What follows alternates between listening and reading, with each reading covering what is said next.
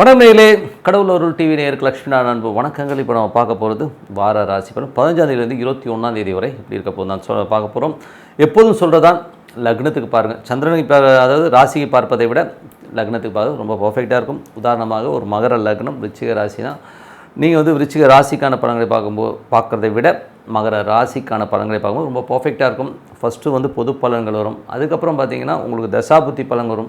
உங்களுக்கு என்ன தசா புத்தி அந்தரங்கள் நடக்குதோ அதை மிங்கிள் பண்ணி பார்க்கும்போது அது ரொம்ப பர்ஃபெக்டாக இருக்கும். இந்த வீடியோட எண்டில் டிப் ஆஃப் த வீக் இருக்குது, மறக்காமல் பாருங்கள். கடகராசி.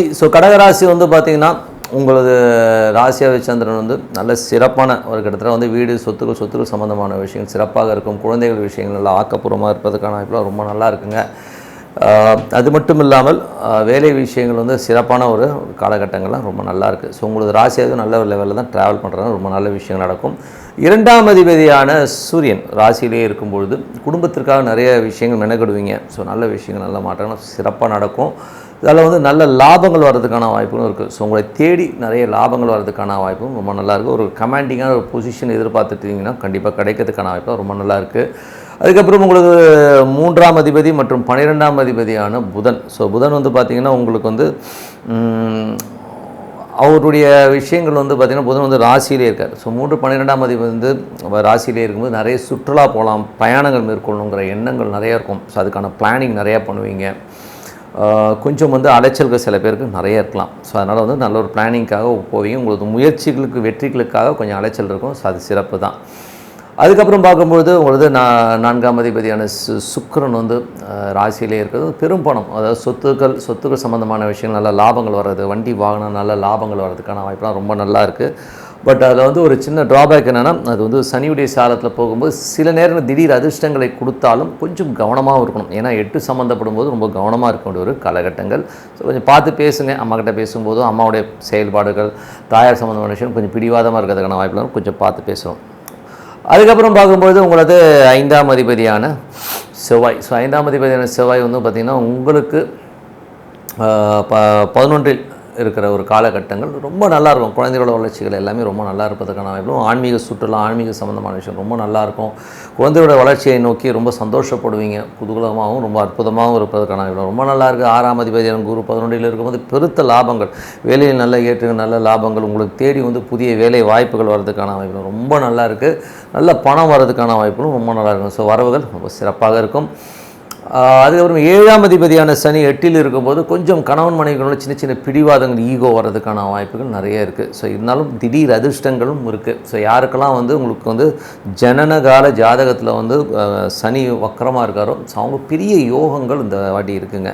ஏன்னா 8இல் உள்ள சனி 11இல் உள்ள குருவின் சாரத்தில் போகிற அந்த காலகட்டங்களில் ஒரு பெரிய பணம் வர்றதுக்கான வாய்ப்புலாம் ரொம்ப நல்லா இருக்குது. ஸோ ரொம்ப சிறப்பான விஷயங்கள். 9ஆம் அதிபதியான குரு. ஸோ 9ஆம் அதிபதியான குரு 11இல் பிரயாணங்கள் மூலியமாக நல்ல லாபங்கள், வெளிநாட்டில் இருக்கவங்களுக்குலாம் ஒரு பெரிய லாபங்கள் வர்றதுக்கான வாய்ப்பெல்லாம் ரொம்ப சிறப்பாக இருக்குது. அதுக்கப்புறம் 10ஆம் அதிபதியான செவ்வாய் 11இல் தொழில் பெரிய வெற்றிகள், பெரிய லாபங்கள் வர்றதுக்கான புதிய தொழில் வாய்ப்புகள்லாம் உங்களை தேடி வர்றதுக்கான வாய்ப்பு ரொம்ப சிறப்பாக இருக்குங்க. ஸோ 11ஆம் அதிபதியான சுக்கிரன் உங்களுக்கு ராசியிலே இருக்கும்போது வீடு, சொத்துக்கள், வண்டி வாகனங்கள் வந்துகிற யோகங்கள் ரொம்ப நல்லாயிருக்கும். உங்களை தேடி வரும். ஸோ இந்த வாங்கிக்கோங்க அப்படின்ற மாதிரி விஷயங்கள் நிறைய நடக்கும். ஸோ அதனால் ரொம்ப சிறப்பு தான். திடீர் அதிர்ஷ்டங்கள் வருவதற்கான வாய்ப்புகளும் ரொம்ப நல்லாயிருக்கும். ஏன்னா அது 8ஆம் அதிபதியில் சனி இருந்தாலும் அதோடைய சாரநாதன் 11 ஓரளவுக்கு நல்ல விஷயம் கொடுக்கும். பட் இருந்தால் கொஞ்சம் கேர்ஃபுல்லாக இருக்கணும். நண்பர்கள் விஷயங்கள் கொஞ்சம் கேர்ஃபுல்லாக இருந்துக்குங்க. மற்றபடி என்னங்க, இதுவரை பார்த்தது பொது பலன்கள். இப்போ பார்க்க போகிறது தசா புத்தி பலன்கள் எப்படி இருக்குன்னு பார்ப்போம். கடக லக்னமாக இருந்து சூரிய தசா புத்தி அந்தரங்கள் நடக்கிறவங்களுக்கு பார்த்திங்கன்னா சூரியன் பார்த்திங்கன்னா உங்களுக்கு ராசியிலே இருக்கும்போது குடும்பத்திற்காக நிறைய பிரயத்தனப்படுறது, நிறைய விஷயங்கள் பண்ணுவீங்க. கமாண்டிங்கான ஒரு போஸ்டிங் கிடைக்கிறது, நல்ல பதவிகள் கிடைக்கிறதுக்கான வாய்ப்புகள், நல்ல லாபங்கள் வர்றதுக்கான வாய்ப்புலாம் ரொம்ப நல்லா இருக்குது. வேலையில் நிறைய பெரிய வெற்றிகள் கிடைக்கும். ஸோ பெரிய வெற்றிகள் கிடைக்கிறதுக்கான வாய்ப்புலாம் ரொம்ப நல்லா இருக்குது. நிறைய பிரயாணங்கள் மூலியமாகவும் பெரிய வெற்றிகள், பெரிய லாபங்கள் வர்றதுக்கான வாய்ப்புலாம் ரொம்ப நல்லா இருக்குது. கடக லக்னமாக இருந்து சந்திர தசாபுத்தி அந்த நடக்கணும். குழந்தைகள் விஷயங்கள் ரொம்ப சிறப்பாக இருக்கும். வேலை விஷயங்கள் எல்லாம் ரொம்ப அற்புதமாக இருக்கிறதுக்கான வாய்ப்புகளும் ரொம்ப நல்லா இருக்குது. வீடு, சொத்துக்கள் சம்மந்தமான விஷயங்களும் ரொம்ப சிறப்பாக இருக்கிறதுக்கான வாய்ப்புகளும் ரொம்ப நல்லா இருக்குங்க. அதுக்கப்புறம் பார்க்கும்போது உங்களுக்கு கடக லக்னமாக இருந்து செவ்வாய் தசாபுத்தி அந்த பெருத்த லாபங்கள் வர்றதுக்கான வாய்ப்புகள் நல்லா இருக்குது. தொழில் ரீதியான விஷயங்கள் பெரிய லாபங்கள், வேலையில் நல்ல லாபங்கள் வர்றதுக்கான வாய்ப்புகள் நல்லா இருக்குது. பூர்வீக சம்பந்தமான விஷயங்கள், பூர்வீக சொத்துக்கள், பூர்வீக சம்பந்தமான விஷயம், குலதெய்வ வழிபாடு பெரிய வெற்றியை தருவதற்கான வாய்ப்புகள் ரொம்ப நல்லா இருக்குங்க. கடக லக்னமாக இருந்து ராகு தசாபுத்தி அந்த ராகு வந்து பார்த்திங்கன்னா உங்களுக்கு 9லேருந்து சனியுடைய சாரத்தில் ரொம்ப கவனமாக இருக்கணும். ஏன்னா வந்து சனி 8ல் இருக்கும்போது தேவையில்லாத ஒரு மன உளைச்சலை கொடுத்துரும். தந்தைக்கும் உங்களுக்கும் நிறைய கருத்து வேறுபாடு, வெளிநாட்டில் இருக்கும் ஒரு சின்ன மன உளைச்சலை கொடுக்கறதுக்கான வாய்ப்புகள் நிறைய இருக்குது. அது மட்டும் இல்லாமல் பிரயாணங்கள் மேற்கொள்கிறோம். ஸோ ஏதாச்சும் வந்து ட்ராவல் போகிறீங்கன்னா இந்த ட்ராவலில் வந்து கொஞ்சம் கவனமாக இருக்கணும். கொஞ்சம் அன்கம்ஃபர்ட்டாக இருக்கிறதுக்கான ஃபீல் நிறைய இருக்கும், கொஞ்சம் பார்த்து நடந்துக்கணும். மற்றபடி வந்து பார்த்திங்கன்னா கடக லக்னமாக இருந்து குரு தேசாபுத்தி பெரிய லாபங்கள் பெரிய வெற்றிகள் உங்களை வந்து அடைவதற்கான இருக்கும். பெரிய அளவில் சந்தோஷங்களும் குதூகலமும் அற்புதமாக இருக்கும். வேலையில் பெரிய மாற்றங்கள் பெரிய வெற்றிகள், உங்களுக்கு புதிய வேலை வாய்ப்புகள் வர்றதுக்கான வாய்ப்பு. சில பேர் வந்து வேறு மாநிலங்கள் வேறு வெளிநாடு செல்வதற்கான வாய்ப்பு ரொம்ப சிறப்பாக இருக்குங்க. கடக லக்னமாக இருந்து சனி தசாபுத்தி சனி வந்து 8லிருந்து குரு தசாபுத்தி பெரிய லாபங்கள் பெரிய வெற்றிகள் வரும். சனி வக்கரமாக இருக்கணும், கொஞ்சம் டிலேடாக கிடைக்குமே ஒழிய மற்றபடி பெரிய வெற்றிகள் உங்களுக்காக காத்திருக்கு. பெருத்த வருமானங்கள் வரதுக்கான வாய்ப்புகள்லாம் நல்லா பயன்படுத்திக்கணும். கடக லக்னமாக இருந்து உங்களுக்கு வந்து புதன் தசாபுத்தி அந்தரம். ஸோ புதன் தசாபுத்தி அந்தரங்கள் வந்து புதன் வந்து பார்த்திங்கன்னா ஒரு ராசியிலே இருக்கும்போது நிறைய அலைச்சல்கள் இருக்கும், நிறைய பிரயாணங்கள் மேற்கொள்கிறதுக்கான வாய்ப்பெல்லாம் நிறைய இருக்குது. அதுவும் பார்த்திங்கன்னா சுயசாரத்தில் இருக்கும்போது பெரிய ஒரு பிளான்லாம் பண்ணுவீங்க. ஸோ அங்கே போகணும் இங்கே போகணும், இதில் வந்து இந்த மாதிரி வெற்றி பெறணுங்கிற ஒரு பிளான்லாம் வந்து உங்களுக்கு சக்ஸஸ் ஆகிறதுக்கான வாய்ப்பு ரொம்ப சிறப்பாக இருக்குது. கடக லக்னமாக இருந்து கேது தசாபுத்தி 3ல் உள்ள கேது வந்து சிறப்பான பலன்களை கொடுக்கும். புதிய முயற்சிகள் புதிய வெற்றிகளை கிடைக்கிறதுக்கான வாய்ப்புலாம் ரொம்ப நல்லா இருக்குங்க. கடக லக்னமாக இருந்து சுக்கிர தசாபுத்தி அந்த நடக்கிறவங்களுக்கு பெரிய லாபங்கள் உங்களை தேடி வருவதற்கான வாய்ப்பு, சொத்துக்கள் உங்களுக்கு தேடி வருவதற்கான வாய்ப்பு ரொம்ப நல்லா இருக்குது. ஸோ அதெல்லாம் யூட்டிலைஸ் பண்ணிங்க. ஸோ நல்ல விஷயங்கள் நல்ல மாற்றங்கள்லாம் இருக்கணும்னா பிரார்த்தனை ரொம்ப ரொம்ப அவசியம். ஸோ நல்ல பிரார்த்தனைக்கு வந்து நல்ல பலன் இருக்கும். டெய்லி ஒரு 10 நிமிஷமோ 15 நிமிஷம் மனதார இறைவனை பிரார்த்தனை பண்ணும்போது கண்டிப்பாக அடுத்த லெவல் போகிறதுக்கான வாய்ப்பு ரொம்ப சிறப்பாக இருக்குது. Tip of the week. So tip of the வீக்கில் வந்து கர்மா பூம்ராங்கிறத பற்றி தான் சொல்ல போகிறோம். ஸோ ஒரு கர்மா வந்து எப்படி பூம்ராங்காக வந்து திருப்பி வருதுங்கிறதை நம்ம பார்ப்போம். ஸோ உதாரணத்துக்கு சொல்ல போனோம்னா ஒரு ஃபஸ்ட் இன்சிடென்ட் எங்களோட வம்சாவழியில் எங்கள் தந்தை சார்ந்த வம்சாவழியில் பார்த்திங்கன்னா அது வழியாக வந்து அந்த கர்மா வந்து தொடர்ந்து வரதை நான் பார்க்க முடியுதுங்க. ஸோ உதாரணம் சொல்ல போனால் எங்கள் அப்பாவோடைய தங்கை, ஸோ அவங்க வந்து கொஞ்சம் வந்து கால் ஊனமுற்றவர்கள். ஸோ அதே மாதிரி என்னுடைய தங்கை ஒரு ஊனமுற்றவர்கள். ஸோ அந்த மாதிரி வழியாக சில கர்மாக்கள் தொடர்ந்து வருதுங்க. ஸோ இது ஏன் வருது எதுக்கு வருதுன்னா நம்ம செய்கின்ற ஒரு சில விஷயங்கள் நம்ம புத்திசாலியை நம்ம வந்து அவனை அடக்கி மிதித்து எதாவது பண்ணிடலான்னு சொல்லிட்டு எவனோ ஒருத்தன் தாத்தா முப்பாட்டம் பண்ணதுக்கு நம்ம அவஸ்தைப்பட்டு தான் இருக்கிறோம். ஏங்க அவன் பண்ணதுக்கெலாம் நான் ஏங்க வந்து இந்த அவஸ்தை பண்ணோம் அப்படின்னு நீங்கள் கேட்குறது புரியுது. அப்படி கிடையாதுங்க, அவங்க தான் நாம அதுதான் விஷயமே. ஓகேங்களா? ஸோ அந்த ஒரு ஜெனட்டிக் ஃபேக்டில் வந்து எப்படி சொத்துக்களை நம்ம வந்து வாங்கிக்கிறதுக்கு ஒரு அங்கீகாரம் இருக்கோ, இந்த மாதிரி இந்த பாவங்களையும் நம்ம வாங்கி அனுபவிக்கிறதுக்கான விஷயங்களை கண்டிப்பாக இயற்கை கொடுத்துருது. ஸோ இதில் வந்து இந்த மாதிரி விஷயங்கள் நடக்குமானா நிறைய நடந்திருக்கு. ஸோ என்னுடைய விஷயங்கள் வந்து பார்த்திங்கன்னா எனக்கு தெரிஞ்ச ஒருத்தர் என்னுடைய ரொம்ப தூரத்து சொந்தக்காரர், ரொம்ப ஜென்யூனான பர்சன். ஸோ நல்ல வேலை நல்ல விஷயங்கள் இருக்கும்போது நல்ல கணவன் மனைவியாக கல்யாணம் ஆகி ரொம்ப சந்தோஷமாக இருக்கார். முதல் ஆண்டுலேயே வந்து கர்ப்பமாகி ஒய்ஃப் வந்து ஊருக்கு போகிறாங்க.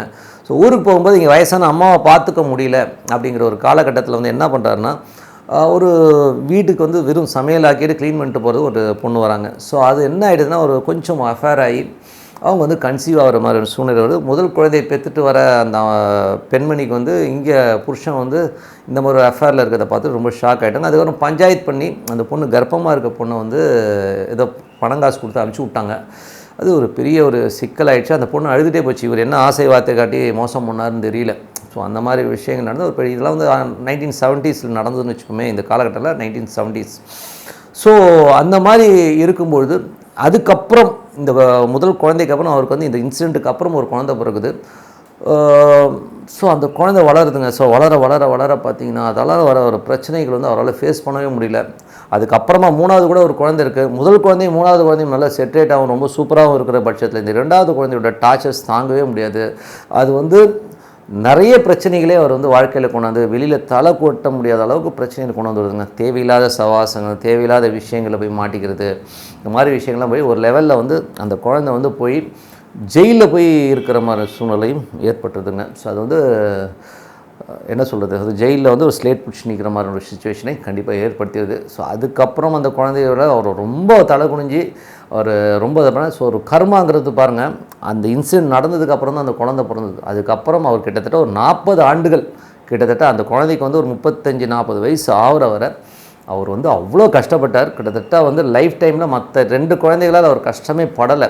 ஆனால் அந்த ஒரு சின்ன துரோகம், சின்ன விஷயம் எவ்வளோ தூரம் வந்து அவரை வாட்டி வதைச்சதுன்னும் போது ரொம்ப கஷ்டமான விஷயம். அதனால் வந்து நம்ம இதில் என்ன தெரிஞ்சுக்கிறோம்னா, ஒரு விஷயம் ஒரு கர்மா பண்ண போகிறோம், நம்ம ஒருத்தருக்கு துரோகம் பண்ண போகிறோம்னா ரொம்ப யோசிங்க. ஒரு உயிரை அடிக்கிறதுனா கூட ரொம்ப யோசித்து பண்ணுங்கள். ஏன்னா வந்து நம்ம புத்திசாலித்தனமாக ஏமாற்றிட்டோம், இன்றைக்கி இவனை ஏமாற்றிட்டேன், எனக்கு காசு வந்துருச்சுன்னு சொல்லி நிறைய பேர் திரியிறாங்க. அப்படி கிடையாதுங்க. இதோடைய பேக்ராஃப்டில் வந்து அடுத்தது உங்களுக்கு கர்மா வந்து பூம்ராங்காக வந்து அப்படியே வந்து உட்காரும். எப்படி உட்காருன்னா உங்கள் பிள்ளையாக வந்து உட்காரும், இல்லை உங்கள் பேரனாக உட்காரும். நீங்கள் கஷ்டப்படும் போது அது கஷ்டமாகவே தெரியாது, ஓகேங்களா? ஆனால் உங்கள் குழந்தைகள் சம்மந்தமான விஷயங்கள் கஷ்டப்படும் போது கண்டிப்பாக கண்ணுந்து ரத்தம் வரும். ஸோ அதனால் யாருக்கும் துரோகம் செய்யாதீங்க, கர்மாவில் பூம்ராங். கடவுள் அருள் டிவியை பார்த்தமைக்க நன்றிகள். மேலும் இது போன்ற தகவல்களை தெரிந்து கொள்ள கடவுள் அருள் டிவியை சப்ஸ்கிரைப் செய்யுங்கள். மறக்காமல் பெல் ஐக்கானை கிளிக் செய்யுங்கள்.